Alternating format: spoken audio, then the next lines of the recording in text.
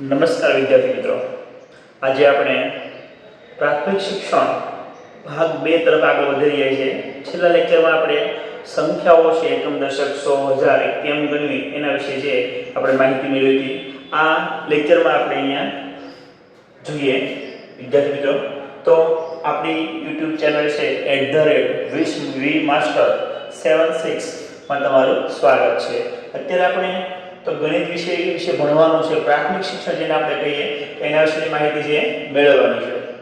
તો એમાં ખાસ કરીને આપણે શું સંખ્યા ગણતરી પ્રાથમિક શિક્ષણ ભાગ 2 એ સંખ્યાને ગણવી કેમ, તો જોઈએ આપણે ભાગ 2. અહીંયા વિદ્યાર્થી મિત્રો એક ઉદાહરણ દ્વારા આપણે સમજીએ. ઉદાહરણ 1, તો અહીંયા જો એક અંક તમને આપેલો છે, છેલ્લા આપણે જોઈ દો કે એક આંકડો હોય તો એકમ, એટલે એક અંક અહીં આપ્યો છે તો પેલા આપણે કહીશું અહીંયા 1, બરાબર. ઇંગ્લિશ એના માટે આપણે વાપરીએ છીએ 1. બીજું તમને આપ્યું છે અહીંયા 2 લખેલા છે તો એની કિંમત થઈ 2, એટલે કે ઇંગ્લિશમાં કહીએ તો 2. તમને 8 આપ્યો છે તો એની કિંમત છે 8 છે, સ્થાનિક એકમનો અંક છે તો 8, એટલે ઇંગ્લિશમાં આપણે કહીશું 8. એ જ પ્રમાણે વિદ્યાર્થી મિત્રો, જો કોઈ સંખ્યા આપણે અહીંયા 0 આપેલી છે તો એની સ્થાન કિંમત છે 0, એટલે કે 0 છે, તો આપણે એને કહીશું 0. ક્યારે? એકમના અંકના ખાનામાં હોય ત્યારે જે હોય એ જ એની કિંમત થશે. એ જ પ્રમાણે આપણે આગળ જોઈએ તો અહીંયા મિત્રો ઉદાહરણ 2 જરા સમજીએ. 2 જોઈએ તો એકમ અને દશક. છેલ્લે આપણે જે સંખ્યા લખી હતી તો એને આપણે એકમ કહેતા હતા,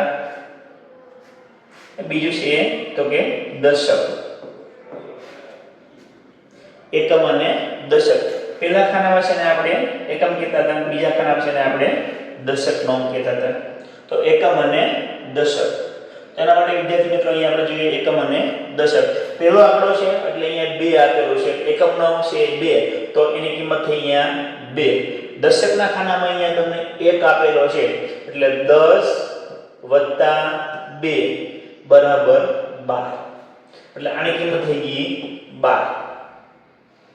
એકમ અને દશક એટલે એક અંક અને 2 અંક. એકમના અંક જે સ્થાન કિંમત છે એ 1 છે. દશકના અંકમાં હોય 10 વડે ગુણી જે સંખ્યા હોય એના વડે ગુણવા છે. 10 એને ગુણ્યા તો કે 1 છે એટલે 10 ગુણ્યા એટલે 10 એકા 10 અને અહીંયા 2 એટલે 12. ઇંગ્લિશમાં પણ એના માટે આપણે જોશું એકમ અને દશક, તો 12 આપણે અહીંયા આપેલો છે. આ પણ આપણે બીજી સંખ્યા લઈએ તો એકમના અંક છે અહીંયા 0 આપેલો છે અને દશકનો અંક છે એમાં 2 આપેલો છે, એટલે દશકના અંકમાં 2 એટલે 10 ગુણ્યા 2 એટલે 20 થયા, એટલે એકમ અને દશક 2 છે એટલે 2 ગુણ્યા 10 બરાબર 10 દુને 20, તો આની કિંમત થઈ ગઈ 20 એકમ અને દશક. આ જ પ્રમાણે આપણે જોઈએ તો 20, બરાબર. ઇંગ્લિશ માટે આપણે એના માટે 20 બોલીએ છીએ. એ પ્રમાણે બે આંકડા આપ્યા તમને 9 અને 9. એકમનો અંક પણ 9 અને દશકનો અંક પણ 9, એટલે 9 વત્તા તો કે દશકના ખાનામાં 9 છે, 10 ગુણ્યા 9 એટલે 90 + 9 એટલે 99. તો અહીંયા આપણને આપ્યું છે 99. ઇંગ્લિશમાં કહીએ તો આપણને 99.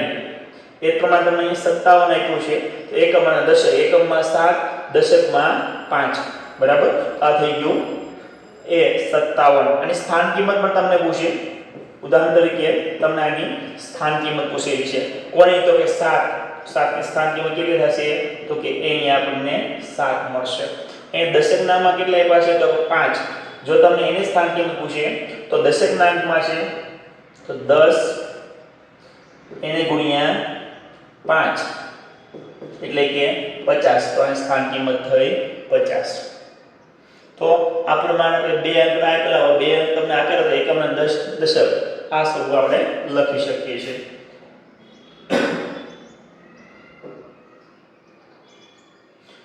તો આ પ્રમાણે આગળ જોઈએ મિત્રો, જ્યારે તમને 3 અંક આપેલા છે એટલે કે એકમ, દશક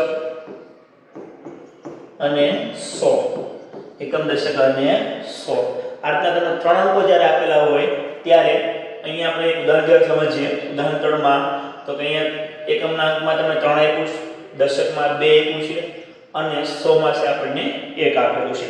તો કેવી રીતે આ સંખ્યા છે બનશે આપણે જોઈએ. તો એકમનાંકમાં આપણે 3 આપેલું છે, દશકનાંકમાં આપણને 2 એટલે 10 એને ગુણ્યા 2 વત્તા 100 ના સ્થાનમાં તો કે 100 એને ગુણ્યા જે સંખ્યા હોય એ. તો અહીંયા મિત્રો 100 અને અહીંયા આપણે 1 આપેલો છે એટલે 100 ગુણ્યા 1 એટલે 100 વત્તા 10 ગુણ્યા 2 એટલે અહીંયા 20 વત્તા 3 એટલે 123. 100 ના ખૂણામાં 1 આપ્યો એટલે 100, અહીંયા 20 વત્તા 3 એટલે 23 ઇંગ્લિશમાં તમને આપ્યું છે 100 માટે 100, અહીંયા 100 ના ખાનામાં પછી દશકના ખાનામાં 2 આપેલા છે એટલે 20 અને એકમના ખાનામાં 1 આપેલું છે એટલે 123. એ પ્રમાણે બીજી સંખ્યા લઈએ મિત્રો તો અહીંયા આપણે એકમનાંકમાં 0 પર આની કિંમત લેતી નથી. પછી દશકના ખાનામાં 1 છે અને 100 ના ખાનામાં 3, 3 ગુણ્યા 300 3 છે એ 3 વાર આપણને આપેલા છે 100 ગુણ્યા 300 અને 10 એટલે સંખ્યા થઈ ગઈ 310. એ પણ જોઈએ તમે તો કે 300 અને 0 આપેલા છે અને સાથે એકમમાં 0 દશકમાં 1 આપ્યા 310 ઓન્લી 10. અહીંયા જોઈએ આપણે તો કે એકમ દશક અને 100 ના ખાનામાં કેટલા છે 7 તો 100 ગુણ્યા 7 એટલે 701. એ પણ જો 100 ના ખાનામાં 0 આપ્યા 1 અને 7 1 અને 7 આપેલા છે તો 0 એટલે આની કોઈ કિંમત લેતી નથી. તો વધ્યા કેટલા આંકડા 2. તો એના માટે આપણે દશકના ખાનામાં 1 એકમના ખાનામાં 7 એટલે થયા 17. 0 70 અહીંયા 701. હવે જોઈએ એકમ દશક અને 100 ત્રણ ખાના આપેલા છે. એકમ દશક અને 100 એટલે 100 ના ખાનામાં કેટલા છે તો 9 ગુણ્યા 100 એટલે કેટલા થયા 900. બાકી કઈ રહેતું નથી 900 પૂરા 900. નેક્સ્ટ જોઈએ ઉદાહરણ 4. તો એમાં આપણે જોઈએ કે એકમ દશક અને 100 એકમ દશક 100 અને 1000. તો આના માટે મિત્રો એકમ દશક 100 અને 1000 આપણને આપેલા છે બરાબર. તો એમાં 4 આંકડા આવશે તો આપણે કેમ સંખ્યા છે લખશું એના માટે જોઈએ. એકમના અંકમાં આપણે અહીંયા 4 આપ્યા છે, દશકના અંકમાં 3 આપ્યા છે, 100 ના અંકમાં 2 આપ્યા છે અને 1000 ના અંકમાં આપણને તો કે 1 આપેલા છે. 1 આપ્યું એટલે 1000 100 ના ખાનામાં 2 છે એટલે 100 ગુણ્યા 2 એટલે 200. પછી દશકના ખાનામાં 3 એટલે 30 વત્તા 4 એટલે 34. તો એ જવાબ આવશે અહીંયા 1234. એ પ્રમાણે જો તો કે આપણી જે ગુજરાતી પ્રણાલી છે પ્રમાણે ભારતીય પ્રણાલી પ્રમાણે આપણે જોઈએ છે કે અહીંયા 1234 બરાબર. આ પ્રમાણે આપણે શું કરશું તો જે ત્રણ આંકડા પૂરા થાય ને પોઈન્ટ મૂકી દે એકમ દશક અને 100 એટલે સરળતા રહે. અહીંયા જો એકમ દશક અને 100 અહીંયા કેટલા આપ્યા છે 5. અહીંયા બે 0 0 તમને આપેલા છે 1000 ના ખાનામાં 5 આપ્યા એટલે 5 એને ગુણ્યા 1000 એટલે આપણો જવાબ થઈ ગયો 5000.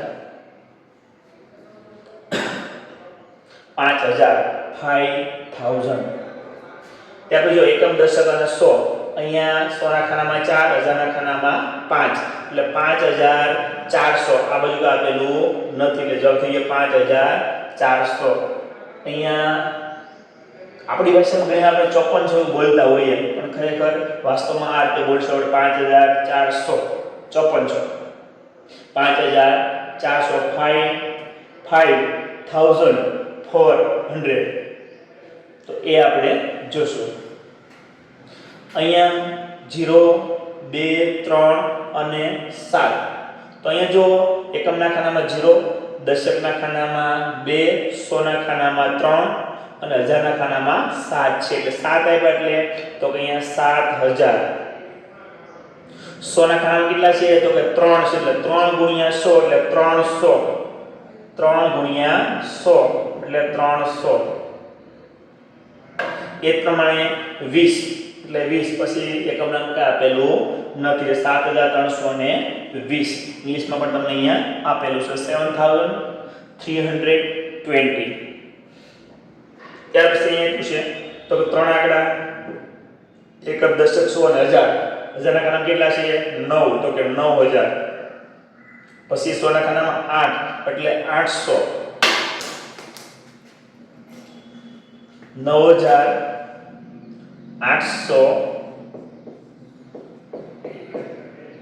અને 1 9801 અહીંયા પણ તમને આપેલું છે 9801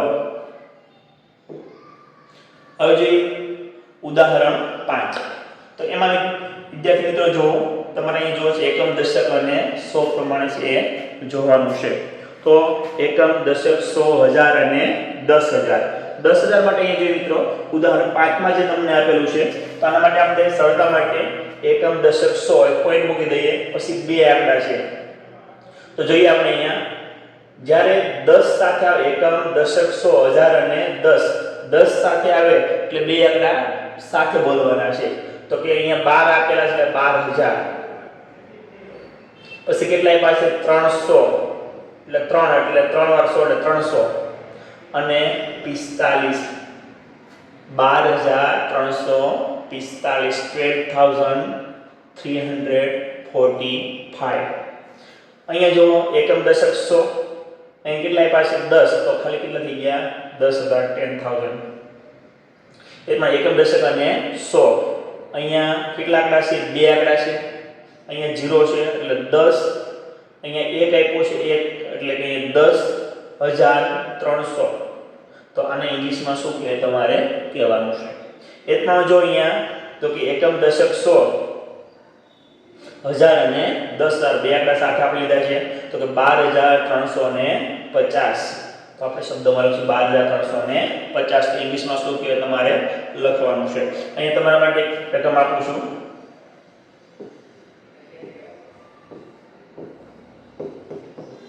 આનો જવાબ શું આવશે તમારે કહેવાનું છે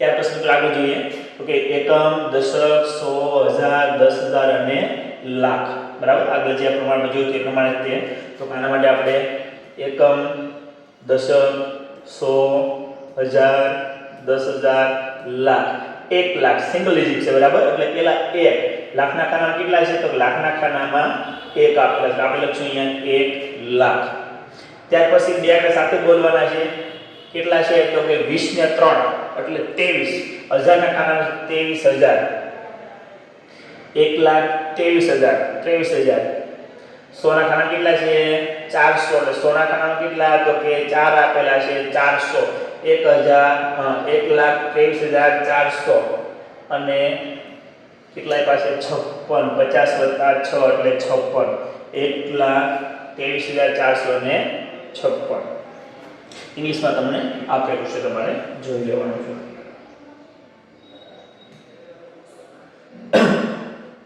તો આગળના જે છે વિદ્યાર્થી મિત્રો 1 લાખ 10 લાખ કરોડ 10 કરોડ અબજ 10 અબજ એ આગળ આપણે નેક્સ્ટ લેક્ચરમાં જોશું થેન્ક યુ જો તમને વિડિયો ગમ્યો હોય તો લાઈક કરો શેર કરો और सब्सक्राइब करो थैंक यू।